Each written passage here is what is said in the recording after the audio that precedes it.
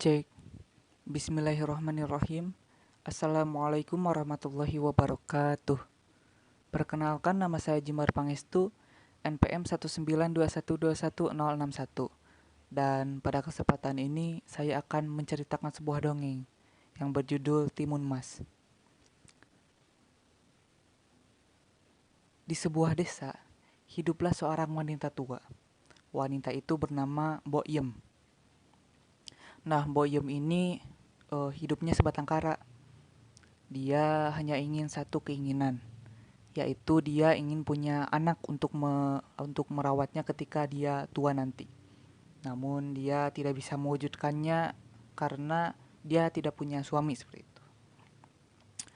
Boyem ini suka pergi ke hutan untuk mencari kayu bakar. Nah, pada suatu hari ketika dia sedang mencari kayu bakar di hutan, dia bertemu dengan seorang raksasa yang sangat besar, menyeramkan, lalu wajahnya juga sangat menyeramkan, giginya juga tajam-tajam seperti itu. Lalu raksasa itu pun bergegas mendekati Boyem. Otomatis Boyem ketakutan.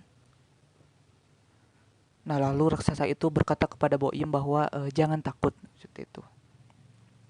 Raksasa memberikan sebuah benih kepada Boyem dan berkata bahwa benih itu bisa mengabulkan segala keinginan Boyem, tapi dengan syarat benih itu tidak boleh dinikmati sendiri, tapi harus dibagi dua dengan raksasa tersebut. Boyem pun hanya mengangguk, lalu dia tergesa-gesa pulang ke rumah. Setelah sampai di rumah, dia menanam benih tersebut sesuai kata raksasa tadi.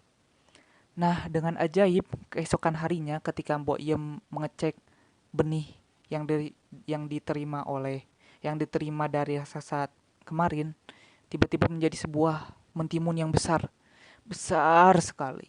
Warnanya sangat bagus gitu. Warnanya keemasan ketika terlihat oleh mata secara langsung. Nah, karena penasaran, Boyem pun mengambil buah mentimun yang paling besar. Lalu dibelah dualah mentimun tersebut dan keluarlah seorang anak perempuan yang sangat cantik. Nah, karena anak perempuan tersebut keluar dari timun, lalu timunnya itu berwarna emas, maka Boyem menamakan bayi tersebut dengan Timun Mas.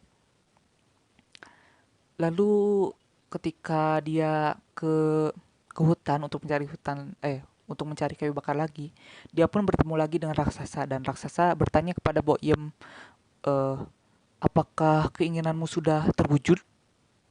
Boyem pun mengangguk dan berkata iya. Lalu raksasa berkata lagi, kalau begitu kau harus ingat janjimu. Kau tidak boleh menikmatinya sendiri. Kau harus membagi duanya denganku. Boyem pun kebingungan bagaimana dia bisa membagi dua seorang anak perempuan seperti itu. Lalu raksasa itu pun menjelaskan bahwa Boyem boleh merawat anak tersebut sampai umurnya 17 tahun. Nah, setelah 17 tahun, raksasa akan menagih anak tersebut dan akan memakannya. Boyem pun setuju dengan persyaratan raksasa. Hari demi hari telah berlalu. Anak bayi pun telah berubah menjadi sosok yang lebih dewasa seperti itu. Nah, semakin dewasa, kecantikan dari Timun Mas semakin terlihat. Kulitnya kuning langsat, rambutnya hitam berkilau, lalu tubuhnya tinggi semampai. Selain kecantikan lahirnya, Timun Mas pun mempunyai kecantikan batinnya atau baik hatinya. Dia selalu membantu ibunya, dia selalu menemani ibunya ketika mencari kayu bakar ke hutan seperti itu. Karena kebaikannya itulah Boyem merasa sangat menyayangkan sekali bahwa dia hanya bisa merawatnya sampai 17 tahun seperti itu. Dia sangat sayang sama Timun Mas. Nah, tahun demi tahun berlalu. Timun Mas sudah beranjak menjadi berumur 17 tahun. Hari yang tidak dinantikan pun tiba.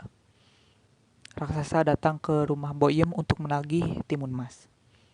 Nah, karena Mbok Yem sangat sayang kepada Timun Mas, dia menyembunyikan Timun Mas di kamar mandi. Raksasa pun berkata, "Hei, wanita tua, mana anak yang sudah kau rawat itu? Aku mau memakannya." Lalu Boyem pun berkilah dengan berkata bahwa Timun Mas sedang mandi di kali dan dia beralasan bahwa tubuhnya Timun Mas itu bau dan apabila bau raksasa mungkin tidak ingin memakannya. Raksasa pun eh, memaklumi hal itu dan memberi tenggat seminggu kepada Boyem dan raksasa pun kembali ke alamnya lagi. Seminggu berlalu. Raksasa kembali ke rumah Boyem dan menagih janjinya, menagih janji Boyem. Raksasa berkata, "Ini sudah seminggu. Mana anak yang kau janjikan itu?" Lalu Boyem pun berkilah lagi karena dia masih sayang itu sama Timun Mas. Dia berkilah dengan berkata bahwa Timun Mas sedang Timun Mas sedang mengantarkan kayu ke pasar. Jadi kalau raksasa ingin menemuinya, raksasa harus datang pagi hari. Raksasa pun merasa agak marah pada saat itu karena eh, hal-hal yang diimpikannya itu tidak kunjung datang. Lalu dengan nada marah-marah dia pun berkata bahwa eh, seminggu lagi aku akan ke sini. Kalau tidak rumahmu akan kuhancurkan. Boyem pun semakin ketakutan. Selain ketakutan karena rumahnya hancur, dia pun ketakutan akan kehilangan Timun Mas. Oleh karena itu, Boyem pergi ke seorang kakek sakti yang berada di gunung. Kakek itu memberikan Boyem empat barang. Yang pertama itu benih, yang kedua jarum, yang ketiga garam, yang keempat itu sepotong terasi. Nah, kakek itu juga berpesan kepada Boyem bahwa benda-benda tersebut harus dibawa oleh Timun Mas dan dilemparkan oleh Timun Mas ketika Timun Mas eh, akan disantap oleh raksasa. Lalu seminggu pun berlalu. Boyem pun kedatangan raksasa lagi. Raksasa itu datang dengan marah-marah. Kucuk, kucuk, kucuk, kucuk. Saking marahnya, tanah itu bergetar-getar karena raksasa itu menginjakkan kakinya dengan keras. Duk, duk, duk. Lalu Boyem pun ketakutan dan berkata, "Woi raksasa, eh, Timun Mas tidak ada di sini. Dia sedang ada di hutan. Pergilah ke hutan." Seperti itu. Lalu raksasa pun mengejar Timun Mas yang berada di hutan. Wah, dia mengejar Timun Mas karena tubuhnya besar jadi langkahnya lebih besar juga. Jadi dia bisa mengejar Timun Mas dengan mudah. Lalu Timun Mas ingat dengan perkataan ibunya bahwa dia harus melemparkan barang-barang yang diterimanya dari kakek sakti. Dia pun pertama melemparkan sebuah benih dan benih itu secara ajaib tumbuh menjadi sebuah tanaman mentimun yang sangat besar-besar. Karena lapar tertahankan, raksasa pun memakan timun-timun tersebut sampai kenyang seperti itu. Namun raksasa masih serakah dan dia lanjut mengejar Timun Mas. Semakin dekat dengan Timun Mas pun semakin dekat dengan Timun Mas raksasa itu, Timun Mas pun melemparkan barang kedua yaitu jarum. Dan secara ajaib jarum itu tumbuh menjadi hutan bambu. Nah, hutan bambu itu memperlambat jalannya raksasa karena hutan bambu tersebut sangat runcing. Jadi membuat raksasa berdarah-darah seperti itu. Namun raksasa tidak menyerah dan masih mengejar Timun Mas. Timun Mas pun melemparkan benda ketiga yaitu garam. Nah, garam itu berubah menjadi lautannya sangat luas. Nah, walaupun berdarah-darah, raksasa serakah ingin makan Timun Mas, maka dia seberangi lautan tersebut. Dia seberangi berenang sampai akhirnya dia berhasil mendekati Timun Mas lagi. Nah, Timun Mas pun melemparkan benda yang terakhir, yaitu sepotong terasi.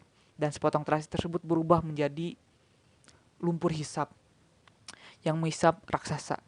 Nah, karena raksasa sudah berdarah, sudah kelelahan karena menyeberangi lautan, maka lumpur hisap itu pun menghisap raksasa pun tidak dapat bergerak. Raksasa pun kewalahan dan pada akhirnya raksasa pun tewas di dalam lumpur hisap tersebut. Nah, setelah itu Timun Mas pun kembali ke kediaman ibunya yaitu Mbok Yem, dan Mbok Yem pun melihat dengan bahagia kedatangan Timun Mas, dan mereka pun hidup dengan bahagia selama-lamanya karena tidak ada ancaman dari raksasa lagi seperti itu. Sekian yang dapat saya sampaikan. Terima kasih atas segala perhatiannya. Terima kasih atas perhatian teman-teman seperti itu. Wassalamualaikum warahmatullahi wabarakatuh.